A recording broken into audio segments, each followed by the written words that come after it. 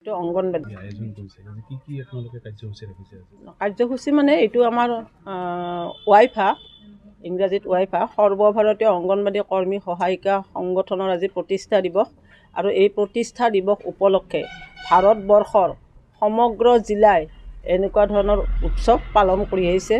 আমিও পালন কৰিছোঁ, গোৱালপাৰা জিলায়ো পালন কৰিছোঁ। যদিও আমাৰ মনত দুখ, 34 বছৰত ভৰি দিলে আমাৰ এই ৱাইফাই 34 বছৰীয়া কাৰ্যকালত তামাম যুদ্ধ কৰি আছে। দিল্লী আৰু মানে প্ৰতিখন ৰাজ্যতে যুদ্ধ কৰিলেও তাৰমানে যিখিনি আমাৰ এগৰাকী কৰ্মী আৰু সহায়িকাৰ মানে জীৱন জীৱিকা চলিবৰ কাৰণে যিখিনি টকা পইচাৰ প্ৰয়োজন সেইখিনি পাবৰ কাৰণে যি সংগ্ৰাম, এই সংগ্ৰাম CITUৰ জৰিয়তে চলি আছে।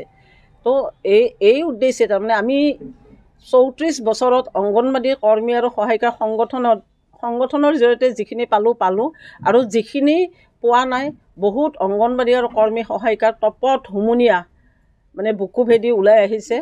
পোৱাৰ কাৰণে এতিয়াও সমৰ্থ হোৱা নাই। মাজে মাজে প্ৰতিশ্ৰুতি আহে। অলপতে আপোনালোকে নিশ্চয় দেখিছে আমাৰ মাননীয় অসমৰ CMয়ে কৈছে যে তহঁতৰ ভাল দিন আহি আছে। অহা ফেব্ৰুৱাৰী মাহত অংগনবাড়ী আৰু ৰান্ধনী আৰু আশাক মানে দৰমহা বৃদ্ধি কৰিব। আচলতে আমি দৰমহা নাপাওঁ। দৰমহা শব্দটো শুনি মুখ্যমন্ত্ৰীৰ মুখত ফুল চন্দন দিব আমাৰ মন গৈছে। আমি কেতিয়া দৰমহা ভগা কৰ্মচাৰী হ'ম সেই দিনটোলৈ অধীৰ অপেক্ষাৰে ৰখি আছোঁ। কিন্তু একাংশ অংগনবাড়ী কৰ্মী আৰু সহায়িকা আমাৰ মাজৰ পৰা নোপোৱাৰ বেদনা লৈয়ে গুচি গ'ল আৰু কেতিয়া যে পাম, এইকাৰণে উলহ মালহেৰে সমগ্ৰ ভাৰতবৰ্ষই আজিৰ প্ৰতিষ্ঠা দিৱসটো কোনোবাই কেক কাটিছে, কোনোবাই মানে ফ্লেগ হোষ্টিং কৰিছে, কোনোবাই মেল মিটিং কৰিছে আৰু দীৰ্ঘস্বৰে এই যে হুমুনিয়াবিলাক তপত হুমুনিয়াবিলাক ওলাই আছে সকলোৱে দীৰ্ঘস্বৰে পেলাই আছে। এইটো কাৰণত আজিৰ মূল্যবৃদ্ধিৰ দিনত, মূল্যবৃদ্ধিৰ বজাৰত অংগনবাড়ী কৰ্মী আৰু এগৰাকী সহায়িকাই বজাৰ কৰিব যায়, ক'ত বেয়া বস্তু আছে, কম দামী বস্তু আছে বিচাৰি ফুৰে, সতেজ খাদ্য। এতিয়া আপোনালোকে চাওক, মানৱ সম্পদ বিকাশৰ গীত সকলোৱে গায়। দেশৰ CMয়ে কয় যে মানৱসকলক ভালকৈ ৰাখিব লাগে, কিন্তু মানৱ সম্পদবিলাক বিকাশ কোনে কৰে? এই অংগনবাড়ী কেন্দ্ৰতেতো বিকাশ হয়। গেমন নামৰ ডাঙৰ কোম্পেনীবিলাকৰ যিবিলাক ইঞ্জিনিয়াৰ বৰ্তমান অসমত ফ্লাইঅভাৰৰ কাম কৰিছে, ব্ৰিজৰ কাম কৰি আছে, তেওঁলোকৰ লগত যিবিলাক ইঞ্জিনিয়াৰ আছে তেওঁলোকে অংগনবাড়ীত পঢ়ি অহা তেওঁলোকে এতিয়া আমাৰ অসমত ইঞ্জিনিয়াৰ কৰি আছে। গতিকে অংগনবাড়ীৰ পৰা বহুত ডক্তৰ, বহুত ইঞ্জিনিয়াৰ আৰু বহুত ভাল মানুহৰ সৃষ্টি হৈছে। কিন্তু এই যে সৃষ্টিকাৰকবিলাকৰ মূল চৰকাৰে বুজি নাপায়। কেতিয়া যে চৰকাৰে বুজি পাব, এইখন চৰকাৰে হয়তো বুজি নাপাব। কাৰণ তো এইবাৰো যে যোৱা 16 তাৰিখে মাননীয় মুখ্যমন্ত্ৰীয়ে ক'লে তহঁতৰ দৰমহা বাঢ়িব, নিশ্চয় আমি ভাবোঁ এটা টোপে দিলে নেকি। তথাপিও অধীৰ আগ্ৰহেৰে বাট চাই আছোঁ কিজানি ফেব্ৰুৱাৰী মাহৰ বাজেটত আমাৰ বাজেটত অলপ কিবা বৃদ্ধি কৰে এই ভাবি আছোঁ।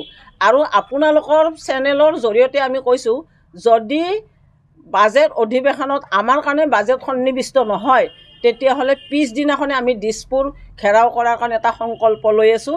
এইটো আমি এটা ভাবুকি নহয়, মানে মনত ভাবি আছোঁ। আৰু যদি মুখ্যমন্ত্ৰীয়ে কোৱাৰ দৰে আমাৰ দৰমহা বৃদ্ধি নহয়, আমিতো মাননি বুলি কওঁ, স্বয়ং মুখ্যমন্ত্ৰীয়ে দৰমহা বুলি কৈছে, যদি বাজেট উত্থাপন নকৰে তেতিয়াহ'লে আমি দিছপুৰ ঘেৰাও কৰিম। আৰু অনাগত দিনত এনেধৰণৰ আমাৰ আন্দোলন চলি আছে। আজি প্ৰতিষ্ঠা দিৱসৰ মাজেৰে সমগ্ৰ ভাৰতবৰ্ষৰ 28 লক্ষ অংগনবাড়ী ভাৰতবৰ্ষত আছে। এই 28 লক্ষ অংগনবাড়ী কৰ্মী আৰু সহায়িকাৰ সকলোৰে বুকুৰ বেদনা, সকলোৰে দুখ এটাই, কেতিয়া আমি মানে দৰমহা পাওঁ। এতিয়া শ্ৰম সন্মিলনে আপোনালোকে জানেই নিশ্চয়, শ্ৰম সন্মিলনে কেতিয়াবাই আমাৰ 25,000 টকাৰ মানে ডিক্লেয়াৰ দিছে যে 25,000 টকা অংগনবাড়ী কৰ্মী সহায়িকাই পাব লাগে। কিন্তু শ্ৰম সন্মিলনকো বুঢ়া আঙুলি দেখুৱাই নৰেন্দ্ৰ মোদী ডাঙৰীয়াই এতিয়ালৈকে আমাৰ উন্নয়নৰ কথা ভবা নাই। এওঁলোকে কি ভাবিছে আপোনালোকেতো জানে, অমৃত বৃক্ষ, সমৃদ্ধ বৃক্ষ এইবিলাক কৰিছে, গছ কাটি কাটি তহলিং কৰিল, কিন্তু অমৃত বৃক্ষ তেওঁলোকে আঁচনি বনাইছে, আঁচনিকে আঁচনি কৰিছে আমাৰ আপত্তি নাই। কিন্তু অংগনবাড়ীয়ে খাব পৰাকৈ এটা চেলাৰীৰ যোগান ধৰাটো আমি বিচাৰিছোঁ। যেনেধৰণে হ'লেও অন্য এতিয়া কলেজৰ শিক্ষকে 80,000 লাখ টকাকৈ দৰমহা পায়, তেওঁলোকৰ কাম তেওঁলোকে কৰে বাৰু, কিন্তু আমি কি কাম কৰোঁ? আমাকতো চৰকাৰী কামতো নিয়োগ কৰিছে। এতিয়া চৰকাৰে আঁচনি দিছে, লাখপতি বাইদেউ লাখপতি হাজাৰপতি বাইদেউবিলাক যে দিছে সেইবিলাক গাঁৱে গাঁৱে আমাৰ অংগনবাদীয়ে বিচাৰিব লগা হৈছে। বৰ পৰিতাপৰ কথা। এগৰাকী অংগনবাদীয়ে অংগনবাদী কেন্দ্ৰত এই যে 3 to 6 year চিলড্ৰেনখিনিৰ সম্পূৰ্ণ শাৰীৰিক মানসিক বিকাশৰ কাৰণে যিখিনি কাম কৰিব লাগে, খোৱাৰ পৰা ধোৱালৈকে এগৰাকী শিশুৱে কেন্দ্ৰতে পেচাব পায়খানা কৰিল, সেইবিলাক ধুই দিয়াৰ উপৰিও খোৱাব লাগে, এইবিলাক কৰি আৰু গাঁৱত সোমাব লাগে। কোনে লাখপতি পাইছে এইবিলাক হিচাপ কৰিব লাগে, কোনে অৰুণোদয় পাইছে সেইবিলাক হিচাপ কৰিব লাগে। অৰুণোদয়টো মুখ্যমন্ত্ৰীয়ে অংগনবাদীক নিদিওঁ বুলিয়ে কৈছে। আমি অৰুণোদয় বিচাৰাও নাই, কিন্তু আমি খাব পৰা কৰি চেলাৰী মুখ্যমন্ত্ৰী কিয় নিদিয়ে? এইটো কাৰণত আমি বহুত দুখিত। আৰু পুনৰবাৰ আপোনালোকৰ চেনেলৰ জৰিয়তে অসমৰ চৰকাৰখনক দোহাৰিছোঁ যাতে এই বাজেটত আমাৰ মানে কাৰণে অলপ কিছু ধন ধাৰ্য কৰে আৰু অংগনবাদীবিলাক যাতে সুখ সন্তোষে খাব পাৰে। তেতিয়াহে শিশু আৰু মাতৃৰ কল্যাণৰ কাৰণে অংগনবাদীয়ে অধিক মনোভাৱেৰে আৰু কাম কৰিব পাৰিব। ধন্যবাদ।